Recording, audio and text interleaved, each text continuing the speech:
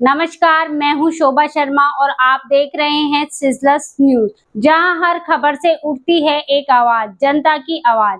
आइए जानते हैं देश और दुनिया से जुड़ी बड़ी खबरें। ईरान का फतवा, ट्रंप और नेतन्याहू को बताया अल्लाह का दुश्मन। ईरान में धर्म और सत्ता का मेल कितना गहरा है, ये आज एक बार फिर दुनिया ने देखा। ईरान के सबसे वरिष्ठ शिया धर्म गुरु ग्रैंड आयतुल्ला नासिर मकारिम सिराजी ने अमेरिका और इजराइल के खिलाफ धार्मिक फतवा जारी किया है। इस फतवे में अमेरिकी राष्ट्रपति डोनाल्ड ट्रंप और इजरायली प्रधानमंत्री नेतन्याहू को अल्लाह का दुश्मन कहा गया है। सिराजी ने कहा, जो कोई भी ईरान के सुप्रीम लीडर या किसी मराज को नुकसान पहुंचाएगा वह मुहर्रिब कहलाएगा, यानी इस्लामिक कानून में वह शख्स जंग को पसंद करने वाला अपराधी माना जाएगा। यह फतवा सिर्फ धार्मिक आदेश नहीं बल्कि एक राजनीतिक चेतावनी भी है पूरी मुस्लिम दुनिया को। वहीं दूसरी ओर रूस का कहर, यूक्रेन पर अब तक का सबसे बड़ा हवाई हमला, 477 ड्रोन, 60 मिसाइलें। ये संख्या सिर्फ आंकड़े नहीं बल्कि जंग की भयानक हकीकत है। रविवार रात रूस ने यूक्रेन पर अब तक का सबसे बड़ा हवाई हमला किया। यूक्रेनी एयर डिफेंस ने दावा किया कि 475 हमले निष्क्रिय कर दिए गए हैं, लेकिन एक F-16 फाइटर जेट को मार गिराया गया। उस जेट के पायलट मक्सिम उस्तिमेंको की मौत हो गई। यह हमला कीव, लवीव और ओडेसा जैसे बड़े शहरों को भी निशाना बना रहा था। सवाल ये है कि नाटो अब क्या करेगा। वहीं पाकिस्तान का आरोप है कि भारत ने बिना उकसावे के 2 बार किया हमला। कराची में आयोजित एक पासिंग आउट परेड में जनरल आसिम मुनीर ने भारत पर बड़ा आरोप लगाया। उन्होंने कहा कि भारत ने पिछले कुछ वर्षों में 2 बार बिना किसी उकसावे के पाकिस्तान पर हमला किया, लेकिन पाकिस्तान ने हर बार संयम और परिपक्वता दिखाई। यह बयान ऐसे वक्त में आया जब भारत और पाकिस्तान के बीच तनाव फिर से वैश्विक मंचों पर छा रहा है।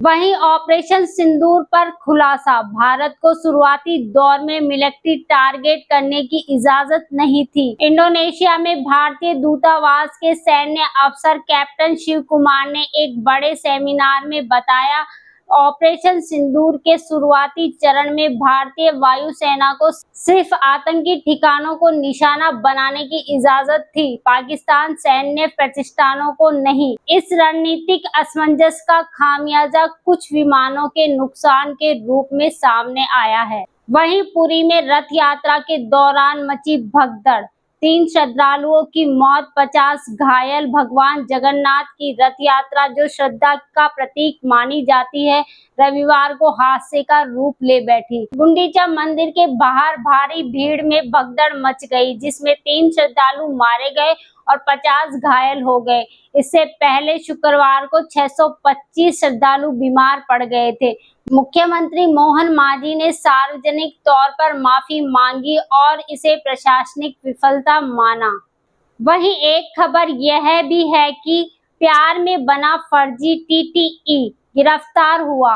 रेलवे रोमियो वाराणसी सेंटर पर जीआरपी ने एक ऐसे युवक को पकड़ा जो फर्जी टीटीई बनकर लोगों को टिकट दे रहा था, जिसका नाम है आदर्श जायसवाल। यह मध्य प्रदेश का रहने वाला है। वह एक लड़की से प्रेम करता था और उसके घर वालों को साबित करना चाहता था कि वो नौकरीशुदा है।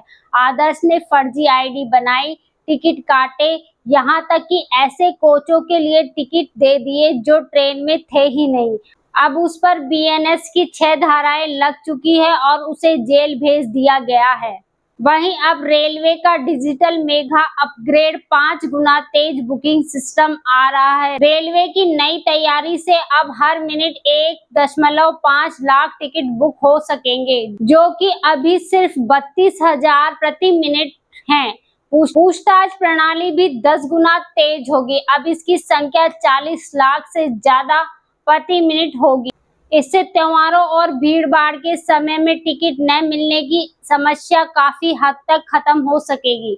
वहीं मानसून का कहर बढ़ रहा है। 31 राज्यों में अलर्ट, 5 मौतें, 6 बच्चियों की जान बची। देश के कई हिस्सों में बारिश ने तबाही मचा दी है। बिहार में बिजली गिरने से 5 लोगों की मौत। गया में वाटरफॉल में 6 बच्चियां बह गई लेकिन सुरक्षित निकाल ली गई। हिमाचल में 20 जून से अब तक 20 लोगों की मौत। उत्तराखंड में बादल फटने से 2 मौतें। 4 धाम यात्रा रोक दी गई है। आईएमडी ने 31 राज्यों में हाई अलर्ट किए हैं, जिनमें उत्तराखंड, झारखंड रेड अलर्ट पर है। अब जानते हैं खेल से जुड़ी खबरें। एंडरसन तेंदुलकर ट्रॉफी में भारत पिछड़ा। भारतीय क्रिकेट टीम शुभमन गिल की कप्तानी में पिछड़ रही है। लीड्स में इंग्लैंड ने भारत को 5 विकेट से हरा दिया। अब अगला मुकाबला 2 जुलाई से बर्मिंघम में होगा, जहां वापसी के लिए भारत को जीत जरूरी है। वहीं दूसरी ओर एशिया कप पर सहमति की उम्मीद। भारत के मैच यूएई में भारत और पाकिस्तान के बीच चल रहा एशिया कप विवाद अब सुलझता नजर आ रहा है। रिपोर्ट्स के मुताबिक एशिया कप 10 सितंबर से शुरू हो सकता है, लेकिन पाकिस्तान के सभी मैच यूएई में खेले जाएंगे। भारत पाकिस्तान में खेलने से इनकार कर चुका है, इसलिए हाइब्रिड मॉडल अपनाया जा रहा है। तो ये थी आज की वो खबरें जो आपकी दुनिया को समझने के लिए जरूरी है। धर्म से धमाका, युद्ध से प्रेम और प्रकृति से खेल तक, सब कुछ सीजलस न्यूज पर। देखते रहिए सीजलस न्यूज। धन्यवाद।